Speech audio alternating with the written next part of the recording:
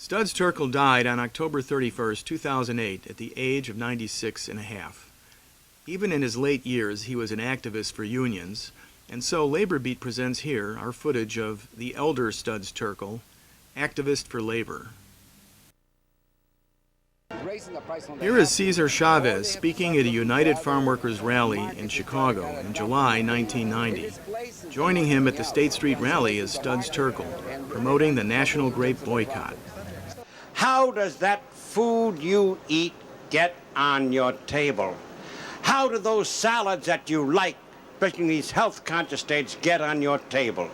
Do you know how the lettuce was picked, how the vegetables was picked, how the fruit was picked, and all that went into it? Now we're talking about something specific, grapes. Now we know about chemicals that endanger all of us. We know that. This is more than simply campaigning on behalf of farm workers and better conditions. A farm worker's child, if a farm worker's child is affected badly by a piece of fruit that is chemically treated, so is your child. In 2000, SAG-AFTRA asked the Chicago City Council to support the actors' strike. Tim Kazurinsky of Saturday Night Live appears here with Studs in the council chambers. Do you have any idea what the talent cost is per commercial? 1.4%. That's $1.40 for every $100 spent, $14 per thousand. I'm sorry, but I don't think that's a lot of money to pay for a Shakespearean actor to do a dog food commercial. The residuals, you know, are the prime source of income of these people who bring in millions to the sponsors and the agencies. You've heard the very eloquent speakers on that behalf. I'll simply make this short by saying Chicago always has been a great labor town. Here it was some of the greatest industrial unions were organized. When Sandburg wrote the poem, Chicago, Hog Butcher of the World, he meant the packing house workers. He meant the steel workers. And of course it means also here the actors, writers, and singers who are so eloquent in the work they do. It's hard, tough work. And they're the ones who deserve the passage of the resolution, not simply for themselves, but for ourselves too, and the glorious tradition that is Chicago and the labor movement. I served AFTRA since 1938, 62 years. Sometimes I don't work on the radio at all, but I still pay my dues because it's it's a mark of pride. It also brings back a memory of the formation, how we had nothing and now we have something, even though actors, by and large, get paid very little. But right now, their livelihood is being threatened by the attempt to abolish residuals, the basis of much of their income. And so I'm here again. Always struggle. Basically. It's always a battle. You have to keep battling all the time. Vigilance, the price of liberty, Jefferson once said. It sure is as far as unions are concerned. And so it was great to see the city council members pass this resolution. I assume they will. And to hear my young colleagues speak. And so I want to keep green the memory of all those people before who helped organize that union back in 1938. In 2003, Studs is still able to get out to a union rally for the striking Congress hotel workers on Michigan Avenue.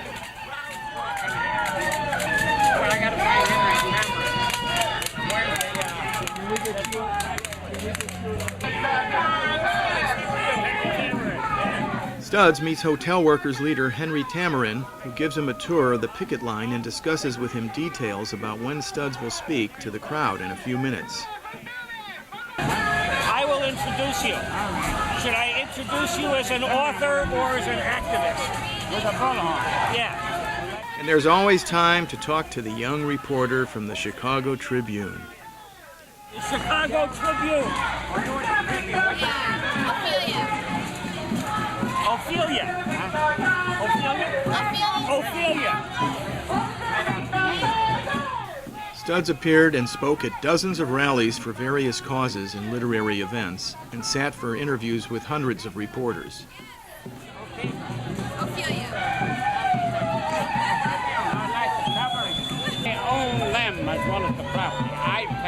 In July 2004, he suffers a fall in his home. He requires neck surgery and an extended hospital stay afterward. He also needs full-time home care. meager as they are, I promise also to cut health benefits.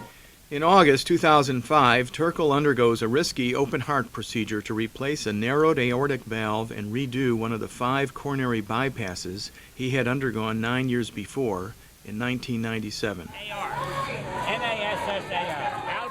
The surgery lasted 6 hours. When Terkel awoke, he called friends and told them, "I'm a medical miracle, a medical miracle." Studs then asked the doctor, "How long do you give me?" "I'll give you to 99, said the doctor. "That's too long," said Terkel. "I think I want a nice round figure like 95. When he died, he was 96 and a half. Studs, let me ask you a question. That'll be my talk. Okay. It's not going to be long. I hope they hear me. I won't hear me because I'm deaf. Nope, what? Yeah. The question is, we hope, can we get you standing up there? I don't know. I don't know if you want to. Studs gets ready for the logistics of addressing the rally, including stepping up on a platform. A hotel worker stands by below to steady him and assist. Studs mounts a platform and, like days of old, transforms into a soapbox orator in front of the Congress Hotel with strikers, prominent labor leaders, and other union members. The bullhorn. I need the bullhorn. Folks! Is this on there? Okay. Here we are on Labor Day, and it's a great day to be in downtown Chicago.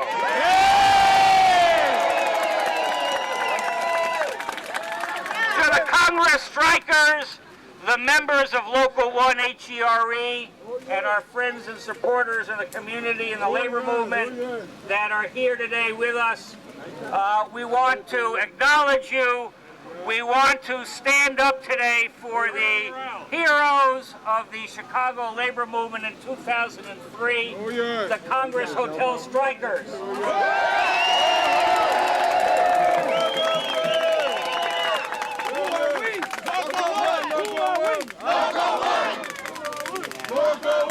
We have been out here 12 weeks today. Today also marks the 1-year anniversary of our historic settlement with the other 25 downtown hotels achieved by Local 1 and Local 450. Who are we? Local 1! Who are we? Local 1! Yay! We have with us today the head of the service employees for the state of Illinois, Tom Balanoff. Lynn Talbot, the head of Unite. And the president of Chicago Labor Movement, Dennis Gannon. Our lead-off speaker, however, is perhaps the greatest living figure in the history of the change for the workers and the city of Chicago, and that is our own Studs Terkel.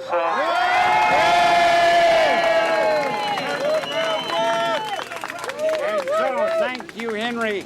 Come rain, come shine.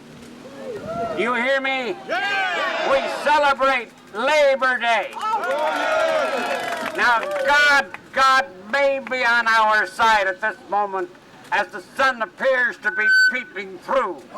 That's symbolic, even though it rains heavily at the moment. And that's what this union and this scrap was all about.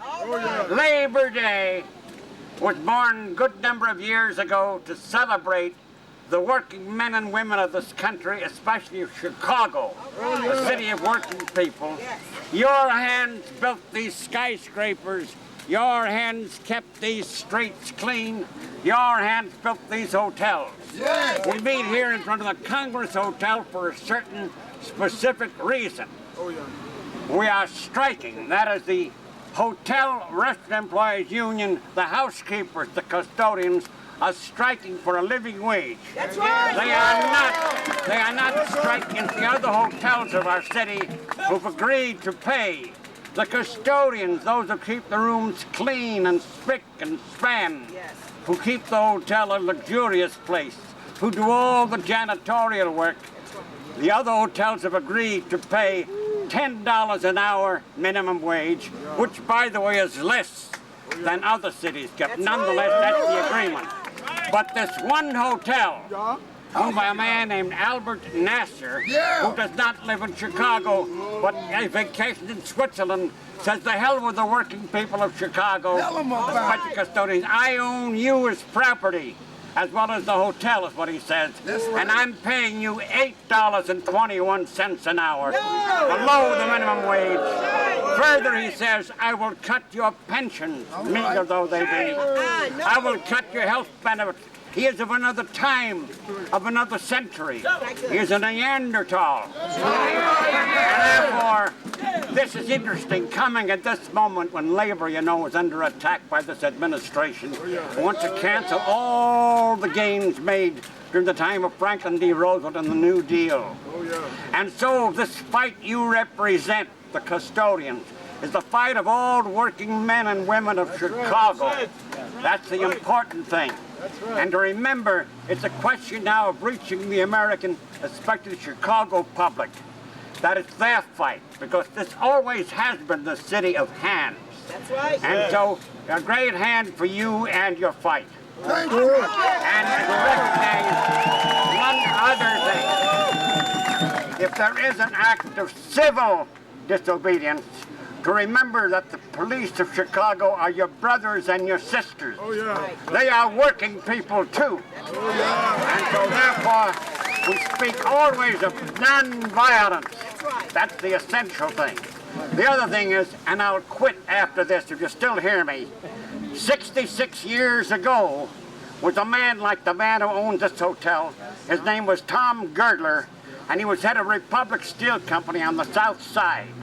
And when the CIO was being organized, all the big steel companies finally recognized the Steelworkers Union, but not Republic Steel. So Tom Girdler was the Albert Nasser of his time. And as he was finally beaten, you will finally beat this Neanderthal. Tell them that it's a fight that you will win. On Labor Day, we celebrate you. Thank you very much for keeping me young.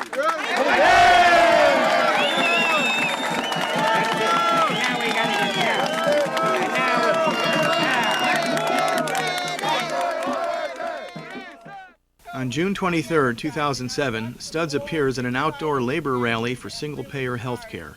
He is asked to introduce Speaker Michael Moore, who has just come out with his new movie, Sicko. This is probably one of his last outdoor labor rallies. It is my greatest privilege to introduce the next speaker. It is Mr. Studs Terkel.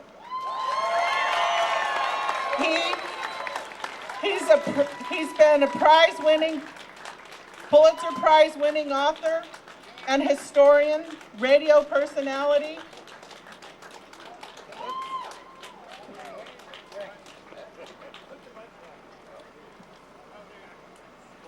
Wait, I get to finish your introduction? Okay, got to finish it. He's written more than a dozen books that have reached out, talked about our cultures, our community, the working people, talked about the Great Depression, and we're pleased to have him here today. Thank you. Thank you very much. Aside from the great need for national health, I'm here for a memory. 20 years ago, Mike Moore came to my house and gave me a gift. He gave me this brick. It's a heavy mother. This brick was the last brick. Flint, Michigan, Mike's hometown, where his people worked for a living. They broke down. The CIO was able to live because they won the strike. They struck in Flint, Michigan, where this brick comes from. For 44 days and 44 nights, they were inside, never left outside. The world was watching them, breaking windows, throwing food at them. Eleanor Roosevelt was there, everybody was there, and they won the strike. After 44 days and 44 nights, started early Christmas, ended New Year's. And so that was the movie Roger and Me. Who is Roger anyway? Me, I'm Michael Moore. I'm a schlub. I'm a guy with a baseball cap. I don't wear fancy clothes. I don't wear the Italian shoes. I just wear working class things. And I said to him, my name is Michael Smith. I'm Roger. Well, tell me about yourself, Roger. And he gets me to tell the story of American labor movement and how it's been taken. The second film was connected with the tragedy of American families when the kid feels out of the scene. So many kids are lost and can do terrible things, not meaning to, and he hit that. Labor, the family, finally 9/11 that set off the world. He did that. And now he knows national health. What's the most important thing now? Radio and TV have lived off crime, sex, violence, and sports. And now we know health.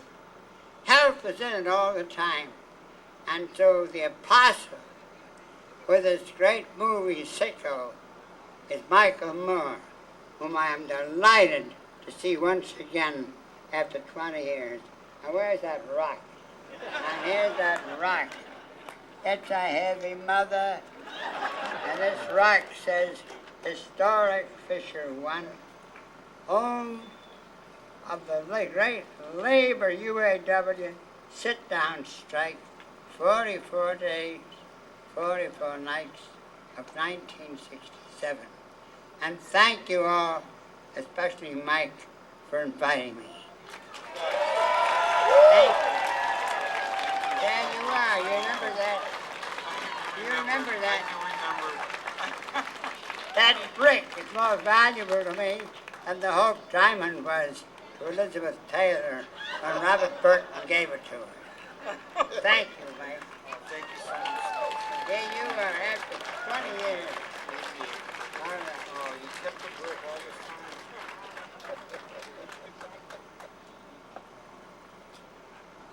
Studs, thank you so much for that. I do remember giving you this brick. It was the factory that was torn down in Flint, Michigan, and it was one of the last bricks that came off that rubble when they tore it down and threw everyone out of work. And it was the site of one of the most historic strikes ever to take place in the history of the world. A strike that that forced General Motors to recognize the union for the first time, and a strike that helped to create the middle class in this country. You know, I got one for myself too at the time, but I lost mine. I'm so glad that you were able to hang on to yours. And I can't tell you how much we appreciate all the years, everything you've done.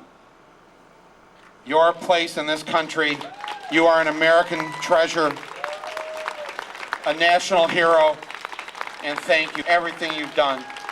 We so greatly appreciate it.